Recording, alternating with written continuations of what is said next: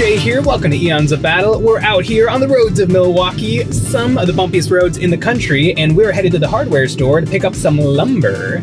Now, what would wargamers need with lumber? Well, we're working on the biggest terrain project we have ever undertaken, and we don't actually own a table big enough to hold it all. We pulled into the Home Depot and got what we needed, some plywood and masonite board.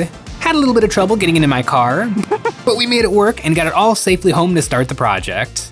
We took our Games Workshop tournament legal table of 60 inches by 44 inches and made it supersized. And carpenters look away, I used duct tape to stick the boards together.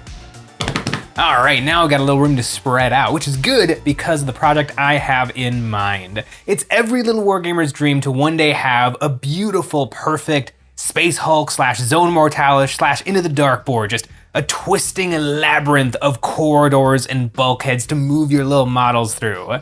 The problem is it's really hard to do. Games Workshop's solution to this was Into the Dark, and it's fine. I actually have 4 copies of Into the Dark because I love Kill Team, and I've just had no energy to build the terrain. It's fine. From the people I know who have put it together, they say it's very, very fussy, and just when you see it, like I've seen it in Games Workshop stores, and it's just kind of weeny and wimpy. It doesn't have the gravitas that I want from a Space Hulk board. So we here at Eons Battle made our own.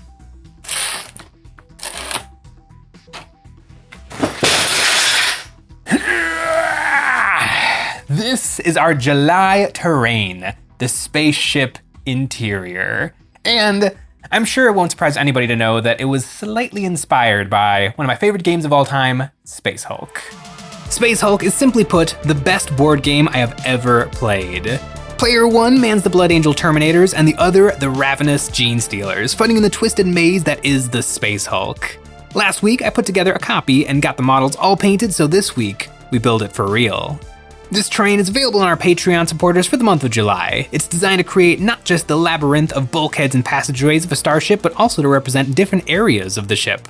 From the high-class command decks, the comfortable living quarters, and the rusty, oily engine sector. We printed it in resin, but it also looks really great in FDM. We used FDM for our prototyping. We have gone through so many iterations to get it all perfect. It even has slots for 5mm by 2mm magnets to hold it all securely in position. It has been a humongous process, designing this, iterating upon it, prototyping it, and I'm really, really happy with how it's turned out, but I haven't really experienced it. Like, I've seen little bits like this, but I won't really know until it's all out in front of me, and I'm really, really excited for it. But first, we gotta build it, and this box is full. The parts took some time to clean, giving the bottoms a little sanding and finding the few little printing supports. Everything printed beautifully, thanks to Sweatshirts Resin, the best 3D printing resin on the market. If you want to try it for yourself, you can shop with the code EonsOfBattle to get 8% off. Everything is so pretty and perfect and all ready for painting. Oh, it's gonna be a lot of painting. We gave every part a black prime using up 2.5 cans of Rust-Oleum Flat Black Paint and Primer Plus, then separated the 3 specific sections of the ship to give them each their own unique treatment. For the command deck, I gave each of them a blasting of copper metallic paint only on the inside parts. I left the back of each part black. Then for the living quarters, I used a combination of off-white and a cream color, spraying each piece randomly so it got 50-50 of each color. The living areas are comfortable but not as affluent as the command deck, so I want some irregularity in their appearance. And then for the engine area, I sprayed each piece with a dark red magenta color and then finished them off with a dusting of bright red to get a base coat of rust started. And each section of the ship has matching doors. These pull out the top and perfectly mate into the wall so sections of the ship can be cut off from one another. I base coated each door to match its respective location. And this is something the OG Space Hulk tiles didn't really replicate, the different parts of the ship, or different ships altogether smashed together in the belly of the Space Hulk.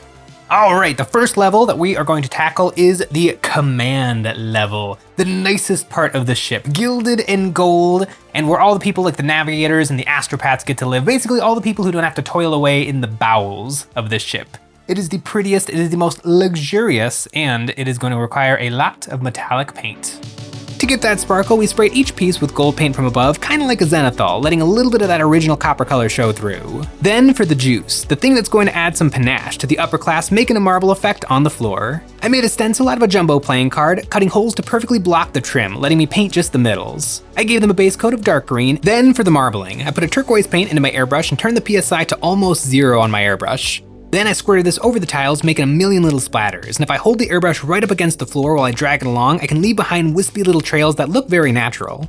I did the same thing with a light blue, having most of the lines follow my previous passes and having just a few more random ones, making for a very quick and good looking marble, which is good because I have a lot of these pieces to do. And that is some fancy dancy green marble. My inspiration for this scheme was actually another terrain pack we did, the Starship Bridge, which I used to make a kill team board. And pro tip, kill team with no vantage point is actually really fun. Because all vantage point does is make shooting armies shoot even harder, and kill team is so incredibly killy that not having any benefits to shooting is really nice. But speaking of really nice, the upper deck is gonna look really nice. Now that the floor is done, I can move on to shading the whole set. And this is tricky. I was thinking about creating a wash, but they're really tricky to make, and washing really big things never seems to work out. The paint gets too runny and flows out of the recesses. I need the paint to stick. I thinned down some apple barrel satin black paint just a little bit, and I squirted some water onto a paper towel to dampen it. Then I rubbed the black all over the walls using a house painting brush, and then when the paint was still wet, I rubbed most of it off with the towel. This worked better than the wash because the paint is sticky. It's stuck everywhere I put it on, and I could strategically pull it off of the raised areas. I put this on the flooring and doors as well. It instantly made the pieces look more real and finished. It's a super simple technique, a little bit like oil painting, but unlike oil paint, I could eat this stuff and not die. It took us the better part of an afternoon to get all the command deck washed. It's really fun to work on big stuff like this because it's messy, and usually you don't get to be messy on models. One drop of paint can ruin a Space Marine, but on 3 feet of terrain, I can let the paint fly. Once that was dry, it was time to do a little dry brushing, and I decided to use my alcohol metallics for this. These paints make for a brilliant shine but are fussy to use in regular minis. Might as well use them up on this terrain. We dry brushed each piece with gold and silver. This brought back the little details that got hidden by the black paint and brightened up the set.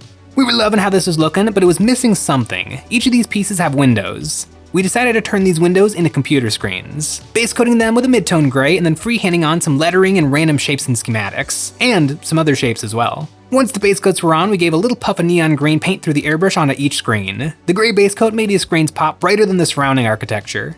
That was a lot of freehanding, and it kind of pained me to paint every single thing separate because I really want to see what it looks like put together, but it's important because it made the painting easier, and so now I've got every single thing perfectly painted, and it's time to start assembling the Hulk.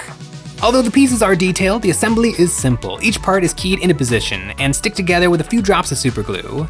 With single wide hallways, double wide hallways, and innie and outie corners, we can build everything we need. The doors slide right down into place and the whole thing came together perfectly. Oh, this is gonna work. The command decks. In beautiful multi-thousands of years old gilded gold. Half the computer screens don't even work, but man. It's looking really snazzy, and it perfectly matches my Tempestus Scion kill team. I love the Tempestus Scions. Kinda got usurped by the Khazarkin, but actually they kinda got usurped by Khazarkin in 40k as well, but man, do they look like the types of guys who'd be rummaging around the prettier areas of a spaceship. But now that I got the prettiest areas of the spaceship done, it's time to put it away and work on the next level. The crew decks. There are more of this than there were command deck pieces, and the 2 spray paint colors dried beautifully to give me the basis of a yucky, almost clinical complexion. To do the dirty pass on these pieces, I used my oldest craft paint colors, a dark tan color that I managed to squirt all over one of my tiles, mixed with a little bit of burnt umber to darken it further. Another benefit to using craft paint, water washable, because I, like the 5-year-olds this paint is meant for, am clumsy. I smeared each piece in this dark tan mixture and then rubbed it off. Then I went back in with just the burnt umber, working it into the corners and the deepest recesses and repeated the process. We smeared this stuff all over everything. The reason for brown instead of black is I want each deck to be separated in color. I don't want any of the rooms to share any colors. And I want to keep the crew deck brighter in color. Even the dark umber is really only a mid-tone color. We finished the grit pass on the business class deck of the Space Hulk, and I really like how it turned out. And typically, to get this sort of an effect, I would have used oil paints. And it would have been super toxic and nasty and smelly and taken a really long time and taken 3 weeks to dry. And I don't know if it would have looked this good. I'm bad with oil paints. I just don't like oil paints. I like acrylic paints. And speaking of acrylic paints, I used like 99-cent craft store paint. Like all of this decking is probably like 25 cents of paint, maybe. That's probably super overestimating. This stuff is cheap, and I really, really like what it did for the Space Hulk. Once these parts were dry, they were looking very grim and grimy, maybe just a hair too grimy. I poured some off-white paint onto my dry palette and then went to town dry brushing each piece with my biggest dry brush. This covered up a lot of the craziest brown splatter and highlighted all the little details and decorations on the floor and panels. Then I airbrushed some red ink over all the lamps that are displaying red. Apparently, this ship is not doing too hot. And I dry brushed these with yellow paint. And for the flooring tiles that are currently having maintenance work done, I put grim black speed paint over all the exposed wires. On some of the walls, there are computer screens where I painted on a yellow grid, giving it a red glaze over top, and then I used some gray paint to freehand some text onto the scrolls. Gray because I don't want these papers to look too dark from a distance. If you look at the pages of a book from across the room, they don't look perfectly black to your eyes. Another table's worth of stuff ready to get condensed into the working class section of the ship, which is not quite as nice as the navigating section of the ship. Like, they probably have easy listening music, while this section of the ship, it might have air conditioning, but I really like how it turned out, and I'm really excited to see it all come together. This set didn't take as much time to finish as the command decks, even though there was more of it. It was the freehanding of the upper decks, that's what ate up a lot of the time. After going through a few tubes of superglue, everything was built, but not quite ready for gaming just yet. The white tile laboratory floor gave me an idea, adding a little bit of storytelling with blood. I filled a pipette with a few drops of blood and gave it a hearty squeeze, splattering blood all over the floor. This worked really well to add that yuck factor. Then I made these little feet out of craft foam and toothpicks, and I stamped these through the blood pools walking towards the doors. These are probably the footsteps of the killer. It looks like the victim lost a lot of blood. Like, most of it. I might like the crew section a little more than the command section. I was a little bit worried that the cream and the dirt would make it look a little bit orky, but seeing it all together, it is a proper spaceship, and it gets me a lot of ideas. I was really excited to play a little bit of Kill Team, a little bit of Space Hulk, but seeing it all together, now I'm thinking a little Star Wars Legion, a little Fallout Wasteland Warfare. It looks like a perfect little video game scenario, and I'm really excited to see what the engines add to this whole picture. The engines are the largest section of the ship by far, all the parts of the ship that are actually about running the spaceship. We sprayed each part with a healthy amount of bright red paint and then put some yellow paint in the airbrush and turned the PSI way down so it would just spit out drops of paint and then hosed each piece down to introduce an orangey color and create a texture. Now for the difference between this section and the previous ones. These parts are getting a reverse wash. Instead of the rub-on, rub-off technique pioneered by Mr. Miyagi and perfected on the previous spaceship levels, we're sponging on a dark gray. This caught on all the raised areas, but left the recesses bright red and yellow, giving these parts a completely different look. After the sponging, we hit all the in-between parts with black paint, so it looks like the walls of the ship corridors went back a lot further than they really do. And gave the parts a dry brushing of silver using an appropriately sized dry brush. Unlike the stable brush we were using before, we just want a little bit of glitter. Now the parts are done, but we want to add a little spice to the decks, or rather danger. I made a stencil out of another playing card, spraying yellow paint through this to leave behind lovely hazard stripes on the border of the decking, spraying this over about half of the floor tiles. Looking through my menagerie of painting supplies, I found some more stencils. This one makes chevrons that look pretty good on the longer hallway pieces, and nothing says industrial like big block letters. For some reason, the number 4 was calling to me. I sprayed these with an off-white tan to add some variety, and some smaller stencils that could fit on the wall pipes. This section needed the simplest paint applications, no waiting around for thick layers of paint to dry. As soon as the paint was on the decks, we could move right on to building it. The final section of the Hulk is complete. The engine section, the most numerous section of our Space Hulk, is now done, and it actually painted up the quickest, even though it is physically the biggest. It's because there was no wash. It was all airbrush and dry brush, and it came together really quick. And it came together. It's all done. The gilded gold piloting section, the nice creamy white NASA living quarter section, and the literally made of rust engine section. Now, it's all gotta get put together, but we're not putting it on this wood board. We're gonna make something a little bit nicer. And to do that, gotta go outside. Taking those masonite boards that didn't quite fit in my car right, I gave them a random spray of black spray paint, using up the very last of the leftover primer from the decks. Then I found a khaki color and sprayed this over the black, just a little bit, aiming for any of the exposed wood still peeking out. Then I made up some thinned down gray craft paint and started doing some splatter, holding my paintbrush up high so that I would get small round drops as they landed on the wood. Then I did some more splatter of brown paint, and before that was all dry, I started painting on some lines. I wanted to look like abstract rectangles of metal. Just an impression of what exists between the hallways of the Space Hulk. As I colored these in, the still wet drops of paint got smeared into the fresh paint, giving me a weird texture that I reinforced with more layers of watered down gray paint. After that, I sprinkled on some more drips and drops, this time some copper colored craft paint and a yellow, and finishing it all off with a heavy rainfall of watery black paint to darken it all up. Once those pieces of masonite were dry, we cleaned off the table and finally put the board together and assembled the Hulk. This project has been months and months in the making, from drawing up the plans, designing the tiles, prototyping, test printing, and painting, and now it's all come together pretty quickly. The mark of a well-executed plan. I love it when a plan comes together. The twisting corridors, the iron bulkheads, the gleaming computer screens, it's all put together into the greatest spaceship terrain ever made. Sometimes I wish I could go back in time and tell high school Jay some of the projects he's gonna work on, because Space Hulk in real life. This is what I've always wanted out of Space Hulk terrain. Big, brutal hallways and gantries and big ol' heavy doors. Oh, I love this so much. It's gonna be so much fun to play Space Hulk on tiles that are actually big enough to fit the Space Hulk models, but also a little Zone Mortalis 40k, a little Into the Dark kill team.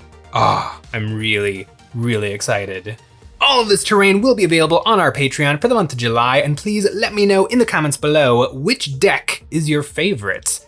I'm kind of a lover of all of them, but if I had to pick one, it would probably be the crew deck. I love how the models look on the creamy, creamy interior. Okay, now I gotta get going and play some Space Hulk. Thanks for watching.